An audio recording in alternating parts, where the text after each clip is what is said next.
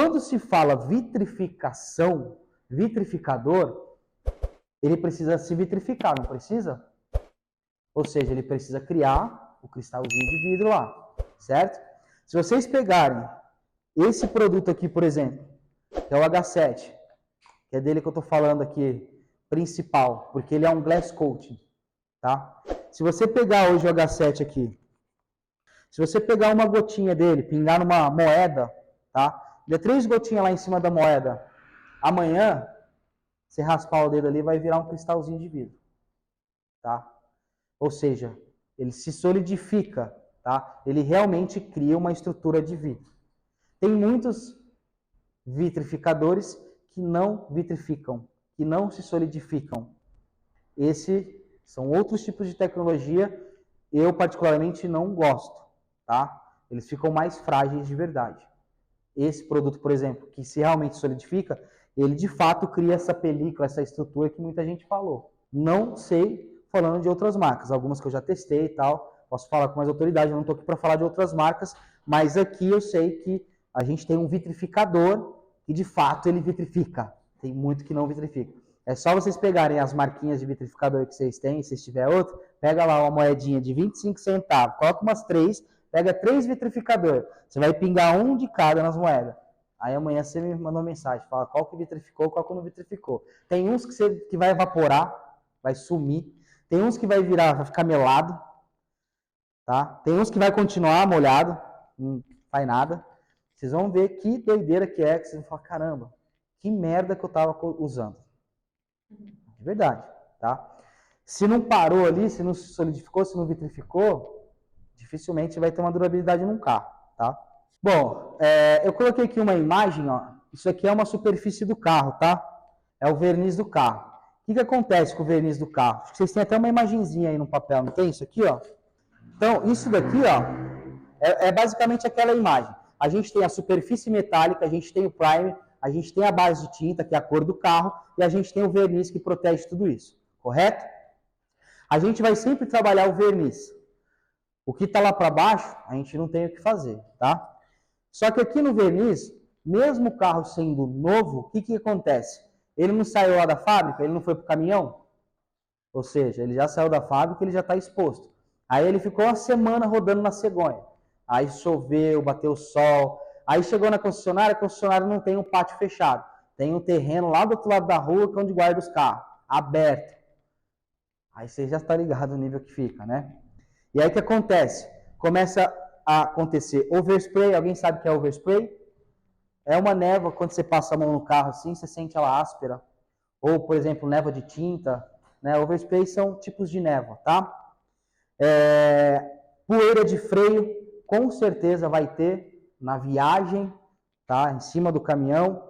Contaminação de ferro, com certeza vai ter. Chuva ácida, muito provavelmente vai ter. O carro que fica no pátio aberto, no terreno, tá? Poluição industrial, com certeza vai ter. E aí os riscos mais fininhos, né? Que são esses swills aqui, ó. Swills são redemoinhos. São aqueles riscos mais comuns que a gente encontra de lavagem, né, de secagem incorreta, aquele monte de risquinhos são swills, tá? Eles ficam bem levinho no verniz, e dá uma comidinha, ó, risco leve também. Dificilmente na concessionária você vai ver um risco mais fundo, né, ou até mesmo esses que pegam na base de tinta. Esses que pegam na base de tinta é aquele quando a gente passa a unha, a gente sente o tec, tec, tec, que a unha está entrando, tá? Aí não tem o que fazer, já era, tá? Então, sempre quando a gente for aplicar um vitrificador, o que eu preciso fazer? Lavar muito bem o carro, descontaminar o carro quimicamente e mecanicamente. O que é isso? Lavar o carro quimicamente e mecanicamente.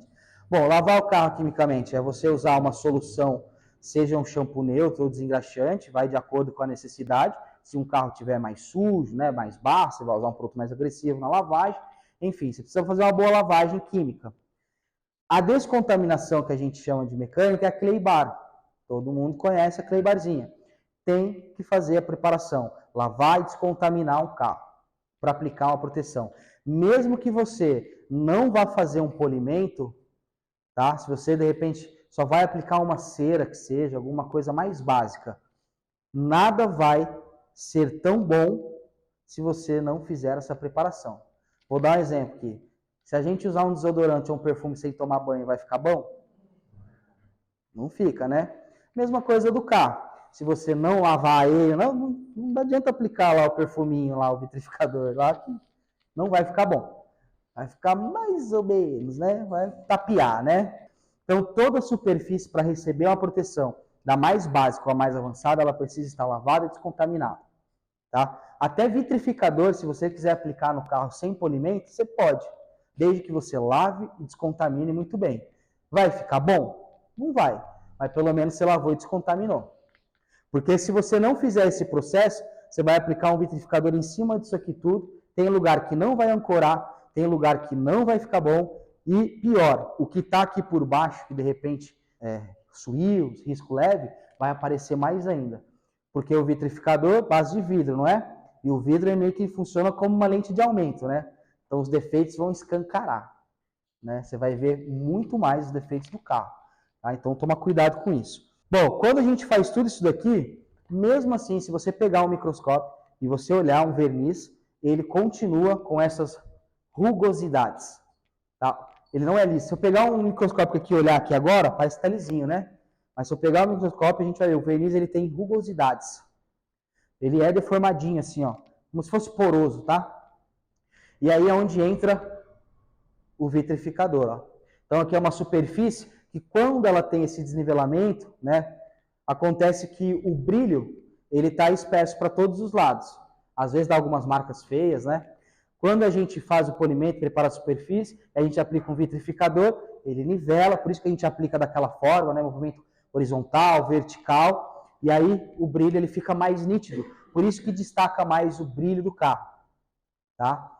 Então é isso que acontece, ó. Tá vendo que tem alguns riscos mais fundos, tá? O vitrificador ele entra ali também, tá? Ele não corrige o risco. No processo de ancoragem, o vitrificador penetra nos poros do verniz, pintura que ficaram abertos após o polimento.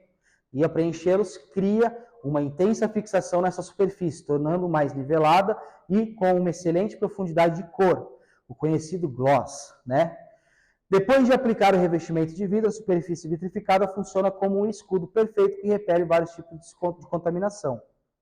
Lembra que eu falei que o vitrificador ele cria um escudo, uma camada de sacrifício. Não tem milagre de Deus, tá? Mas ele cria sim um escudo que vai dificultar as contaminações do dia a dia, tá? Vai dificultar alguns micro-riscos? Vai. Mas vai deixar de riscar? Não. Vai dificultar a ancoragem do cocô de passarinho? Vai. Mas não vai evitar se você vê o cocô de passarinho lá. Ah, meu passarinho cagou. Ah, mas meu carro está vitrificado. E deixa lá 3 dias. Né? Aí depois você vai tirar, vai sair fácil? Vai, pode ser que tenha um desenho lá. Tá lá sobre o vitrificador. Tá? Principalmente, seiva de árvore, cocô de passarinho, são ácidos. E o ácido, se não removido, ele não para de agir. Ele continua agindo. Antes da aplicação do revestimento de vidro, não observamos pouco ou nenhum brilho, porque existe a difusão do reflexo sobre a luz da superfície. Depois de aplicar a Soft 99, a superfície fica com brilho profundo e transparente devido à excelente espessura na camada de vidro com estrutura 3D, como se fosse um espelho refletindo a luz. Qual que é a imagem mais perfeita que a gente vai ter de um reflexo de brilho? Imagine um espelho, ele plano no chão, se você colocar em cima da mesa aqui, botar o sol em cima, você vai ver que ele não tem marca de holograma, não tem nada. Ele espelha certinho a imagem. Essa é a ideia que a gente espera de uma vitrificação. Esse revestimento não é tinta, cera e nem tampouco um selante. Não pode soltar ao ser lavado. O revestimento forma uma ligação durável covalente com o verniz da pintura e só pode ser removido por fortes forças abrasivas. Ou seja, para você remover um vitrificador, você só vai remover ele através de um polimento com muita abrasividade. Ou seja, um corte bem pesado mesmo para você arrancar o vitrificador de lá. Em alguns casos, dependendo do nível de verniz, se for um verniz alemão, um verniz mais duro, pode ser que você tenha até que entrar com lixamento. Quando a gente fala lixamento para remover o vitrificador, é bem leve, a partir de 2.000 para cima. Tá? Eu, particularmente, eu tento antes no corte. Como que eu vejo se eu removi o vitrificador? É simples. Você pega lá uma parte do carro, uma peça, você vai cortar ela. E aí você lava aquela peça joga o IPA, né, beleza? Mas você lava ela, pega um desengraxante e lava a peça, enxágua. Se no enxágue você identificar que ainda aparece algum nível de repelência abrindo, mesmo que não seja aquela efeito hidrofóbico das bolinhas, mas que a peça abre a água muito rápido, é sinal que ainda tem proteção. A ideia é que você lave a peça e ela fique totalmente hidrofílica, que é tipo aquele lençol de água descendo lentamente. Aí é sinal que a proteção foi embora. Uma dúvida, eu posso passar o vitrificador, deixar secar, passar mais uma camada, Ó, é legal essa pergunta, tem muita gente que faz essa pergunta, mas aí eu volto nessa imagenzinha aqui. Tá vendo que eu apliquei uma camada aqui e ela já penetrou as rugosidades do verniz. Ou seja, se eu aplicar uma outra camada, ela vai estar sobre essa camada de vitrificador. Vai adiantar? Você vai gastar um dinheiro à toa, porque ela não vai durar tanto tempo, ela vai embora rapidinho. Porque a ideia do vitrificador não é repelir, essa camada aqui vai repelir a outra. Consequentemente, não vai ter a durabilidade lá de 3 anos. Existem alguns vitrificadores que eles são dupla camada, que daí é o quê? É um produto de base preparadora, que ele prepara a superfície, ele limpa bem o verniz, prepara, e aí você aplica um top coat. Mas não são 2 vitrificadores, é uma base e o top coat. O revestimento aplicado resulta em uma camada de espessura aproximadamente de 2 a 3 micras, que proporciona uma aparência muito brilhante. A vida útil do revestimento vai depender da força, da periodicidade de abrasão que a superfície é submetida. Por que eu coloco isso? Beleza, ele dura 3 anos, mas se eu lavar todas as vezes um lava rápido, agressivamente, ele vai durar 3 anos? Eu vou retardar aquele gráfico. Tá? Ou se daqui a um ano eu volto na concessionária e o atendente quer me socar outro polimento. Eu já comprei a vitrificação, tem vendedor que chega e oferece. Mas não é legal, tá? Vai diminuir a vida útil, tá bom? Então toma cuidado como você cuida do carro e que tipo de abrasão que a superfície é submetida. Ligação covalente, o que é? Uma ligação química caracterizada pela organização de um ou mais pares de elétrons entre átomos, causando uma atração mutuamente entre eles que mantém a molécula resultante unida. Quando a gente fala nessa ligação, a gente pensa numa estrutura molecular. Eu não sei se vocês vão lembrar. Isso é uma estrutura molecular de um coat, tá vendo? Ó? Que são essas pontas unidas, tá? Isso é uma estrutura. Esse daqui é o do coat, que a gente vai falar daqui a pouco. Mas o do vitrificador é muito parecido também, tá? É uma estrutura molecular. E quando a gente fala dessa 2, 3 micras, que se cria de fato, o vitrificador ele cria uma espessura, cara, não é algo surreal, tá? Quando a gente fala 2, 3 micras, para vocês terem ideia, 1000 micras é 1 milímetro. É tipo menos que um fio de cabelo, velho. É uma camadinha mesmo que forma, tá? Então tem gente que fala que não, que o vitrificador vai criar uma... E vocês pegam uma película de celular, é uma película grossa, né? Ali tem mais de 1 milímetro, tá? O vitrificador é uma camadinha bem fina mesmo, uma casquinha, tá? O vitrificador ele vai agir no verniz. Por exemplo, roda vernizada, que é pintada e vernizada, posso aplicar também. A única coisa é que na roda, o vitrificador não vai ter tanta resistência a alta temperatura. E na roda, aquela poeirinha do disco de freio é quente pra caramba, né? Agora vamos falar da escala de dureza, só para vocês entenderem um pouquinho. A escala de dureza MOS é uma escala qualitativa que caracteriza a resistência ao risco de vários minerais através da capacidade de um material mais duro para riscar um material mais macio. Foi criado em 1812 pelo alemão geólogo e mineralogista Friedrich Mosch. Eu não sou muito bom no inglês não, tá? Mas eu sei que é MOS. É uma das várias definições de dureza em ciências de materiais. O método consiste na comparação de dureza entre os minerais que podem visivelmente arranhar outros, enquanto facilita bastante a identificação de minerais no campo. A escala de Mohs não se aplica ao ambiente industrial. Exemplo 1. Se algum material é riscado por apatia, mas não por fluorite, a sua dureza na escala de Mohs ficaria entre 4 e 5. Vocês vão entender esses nomes aí já, são nomes de minerais, tá? Exemplo 2, coridon, 9, é 2 vezes tão duro como o topázio, que é 8. Mas o diamante, que é 10, é 4 vezes mais duro que o coridon. A tabela abaixo mostra a comparação com a dureza absoluta e a escala Mohs. De forma muito simples, a escala de Mohs é uma escala de dureza relativa, que vai de 1 a 10. E cada material tem a sua dureza. O que significa que, por exemplo, o vidro que tem uma dureza de 5,5 conseguirá riscar todos os que estão abaixo na escala. Ao mesmo nível, mas não vai riscar os que estão acima. E aí a gente tem a escala Mohs, tá? Aqui a gente tem a tradicional. Então eu tenho aqui 1 talco, 2, 3 calcite. Isso aqui são pedras, certo? São minerais. Já viu alguns vitrificadores que falam que são quartzo, né? Tá aqui no 7, né? Só que, desculpa a realidade, quando alguém fala de vitrificador, que é, por exemplo, 10H, isso na escala Mohs não existe, tá? Não existe, tá bom? Por quê? Para você riscar um 10H, o que teria que ser? A gente está falando de um diamante, ou seja, na escala Mohs ele está no topo. Não tem nada que risque o diamante. Ou seja, um carro que está com 10H, ele não risca mais. Mas vocês percebem como, assim, tem empresas que às vezes usam isso comercialmente. Beleza, vende, a galera fala 10H, mas isso não existe, tá? Se for comparado a essa tabela de escala de dureza Mohs, que é a escala dos minerais, isso não existe, tá? Aqui sim está as durezas de fato dos vitrificadores. É através da escala do grafite, que é onde vem ali o H que vocês estão vendo, 9H, 10H, aí sim, beleza, tá? Mas na escala Mohs, esquece, não tem nenhum vitrificador aqui no Brasil, tá? Que seja caracterizado com comparativo na escala Mohs. A Soft 99, ela tem um que chama High Mohs.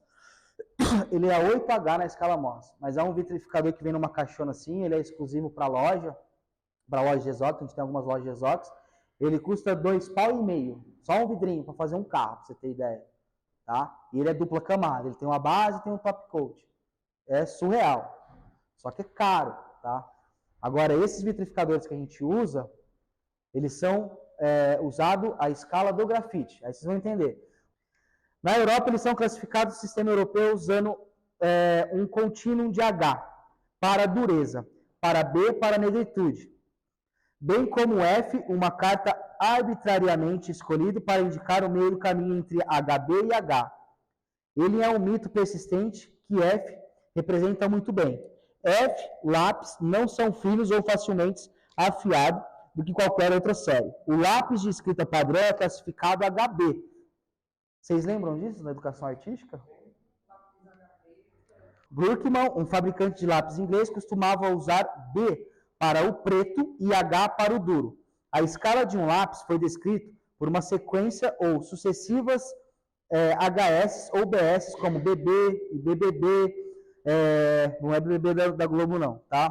Para mais ou suaves, e H ou HHH para aqueles sucessivamente mais duros. A escala de dureza do lápis nada mais é que resistência que um determinado revestimento suporta sem ser marcado, arranhado, por um lápis quando pressionado firmemente contra ele no ângulo de 45 graus. Existe uma ferramentinha que você coloca o lápis em 45 graus e aí você arrasta ele para ver que um lápis vai riscando o outro. Enfim, conclusão, todos os materiais que se classificam dentro da escala de dureza H do grafite lápis estão classificadas entre dureza 1 ou 2 na escala Mohs.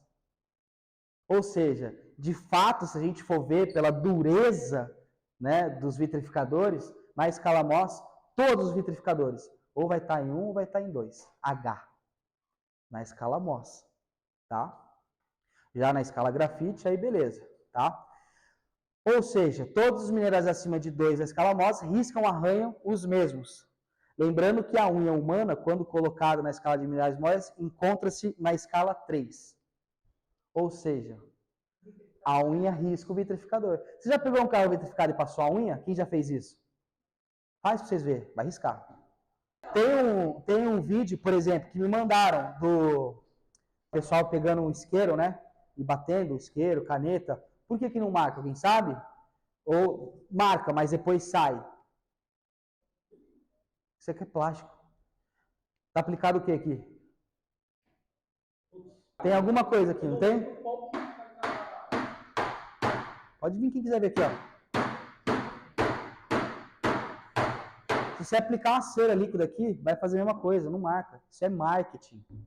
É para vender mesmo, ó.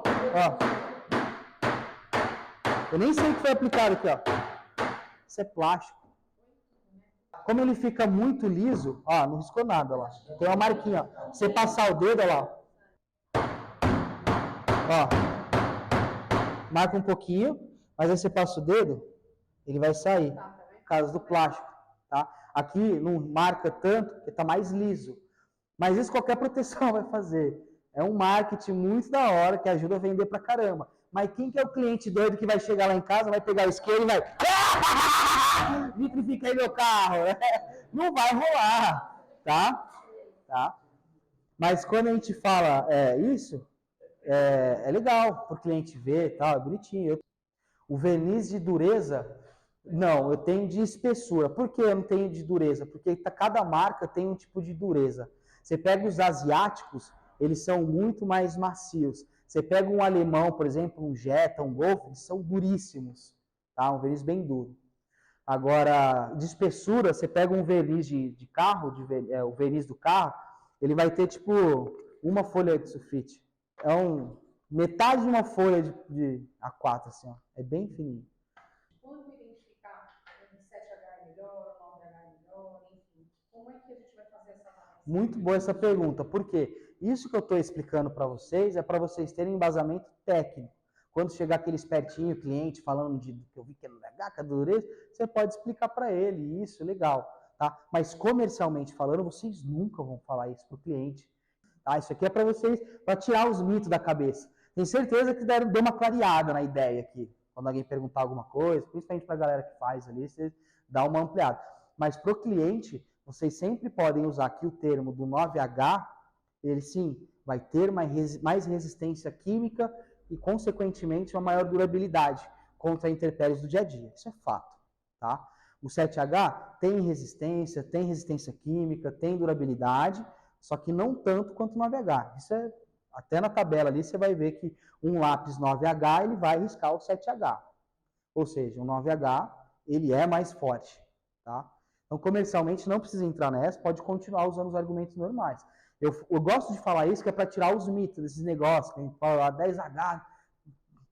Cuidado. O que você tem que ver num produto é que se de fato ele funciona no dia a dia, tá? Aí eu acho muito legal os nossos, por exemplo, que tem muita gente que acompanha, que faz, que manda vídeo, ó, pô, apliquei, faz um ano e meio, 2 anos, tá aqui ainda, ó, tô lavando, tem repelência. É o dia a dia que vai mostrar. Eu falo muito bem dos produtos, eu resolvi entrar para a Soft, porque é uma empresa, além de ser japonês é fera nessa parte, mas é uma empresa que tem 70 anos de tecnologia. Então, assim, de fato, eles... No Japão, para vocês terem ideia, o dono da Soft ele é japonês. Às vezes ele conta umas histórias de lá do Japão. No Japão, se eu pegar esse produto aqui e eu falar, vender para você, falando que ele dura... ele vai durar 1 ano lá no couro. E se ele não durar, a minha empresa pode ser processada no Japão e eu posso até ser preso, para vocês terem ideia. Como eles são muito mais rigorosos do que no Brasil. No Brasil tem fabricante que coloca um produto na prateleira, o produto para de vender ou não dá certo, ele tira e ninguém nem vê. Lá dá mó rolo se você fizer isso. Então eles são muito rigorosos. Então, em questão de qualidade aqui desses produtos, pô, é tranquilaço. Espelhamento. Espelhamento é o nome comercial que a 3M criou para um procedimento que eles criaram alguns anos atrás. Então, o espelhamento de pintura, ele é um nome, inclusive, patenteado da 3M. O espelhamento existe um processo. Lixa 1.500, lixa 3.000, 5.000, agora eles lançaram até 8.000. E aí você entra com a boina branca, massa de polir, entra com a boina amarela, finese, entra com o líquido ilustrador com a boinona azul, e depois passa a paste wax, que é a cera deles, isso é espelhamento. Cristalização é o nome dos invejosos que quis bater de frente com o espelhamento. É um nome comercial também, cristalização, tá? Vitrificação é um nome abrasileirado, tá? Ionização de pintura, você já deve ter ouvido falar também. É um nome também comercial, não existe isso. Ionizador de pintura, não existe, tá? Polimento cristalizado, no Nordeste usa muito isso, polimento cristalizado. Também é um nome regional, cultural. E assim outros vários nomes. O grafeno não é o nome de um serviço, na verdade, grafeno é uma matéria-prima, só que o grafeno ainda está muito longe de entregar o que ele pode entregar. É uma tecnologia nova que ainda não está no seu auge. Para você ter ideia, grafeno pode ser até utilizado até em colete à prova de balas. Está muito longe de um carro aguentar a prova de bala, uma proteção, alguma coisa nesse sentido. Existem alguns produtos que tem no mercado hoje, tipo cera com grafeno, vitrificador com grafeno, são bons, mas ainda não entrega a durabilidade e a resistência que poderia e que vai chegar o grafeno ainda. Mas de fato existe produto à base de grafeno, mas assim, ainda não entrega o que é para entregar. E ainda os tradicionais, digamos assim, ainda está na frente. Ó, falando um pouquinho aqui antes de falar da pintura, do Prospec Couro, tá? Revestimento protetor de couro. Uma coisa que eu gosto de falar, que fica meio bagunçado aqui no Brasil, essa coisa de cera, selante, vitrificador, cerâmico, e não sei o que, e a gente confunde, certo? Revestimento. Sabe o que é revestimento? A palavra revestimento é coating. O que significa coating? Revestimento. Lá fora do Brasil, que aqui a gente precisa ir para a NASA ser estudado, esse nome coating ele é muito usado. Então, o que você tem no seu carro? Eu tenho um coating base carnaúba. Eu tenho um coating base vidro. Eu tenho um coating base cerâmica. Tá? Eles têm coating, que são revestimentos. Aqui no Brasil a gente tem essas divisões de cera, de selante, de vitrificador, e vira uma bagunça na nossa cabeça, tá? Então, quando eu falar para vocês revestimento ou coating, são proteções. Independente se é cera, se é vitrificador, coating é revestimento, tá? Está revestindo aquela superfície, está protegendo. Se é com carnaúba, se é sintético, se é vidro, se é cerâmico, é um revestimento, tá? Então, por isso que a gente chama de nossos produtos, a gente fala muito coating para vidro, coating para couro. A gente tenta trazer isso para cá, que é o correto, né? Bom, características, propriedade anti-incrustante, tá? Sujeiras hidrofílicas à base de água, como suor, mancha de jeans, suco, sopas e outros alimentos e bebidas. Sujeiras hidrofóbicas à base de óleo, carbono, gorduras de animais, óleo vegetal, óleo mineral, sebo, gás de escape. Difícil aderência. O efeito sinergético dos componentes hidrofóbicos e hidrofílicas dificultam a aderência das sujeiras. Fácil de limpar. A sujeira pode ser removida facilmente com água devido ao efeito do componente hidrofílico. Difícil de penetrar. Forma-se uma película contendo componentes hidrofóbicos e hidrofílicos na superfície do couro, impedindo a penetração de sujeira. Isso é esse produto.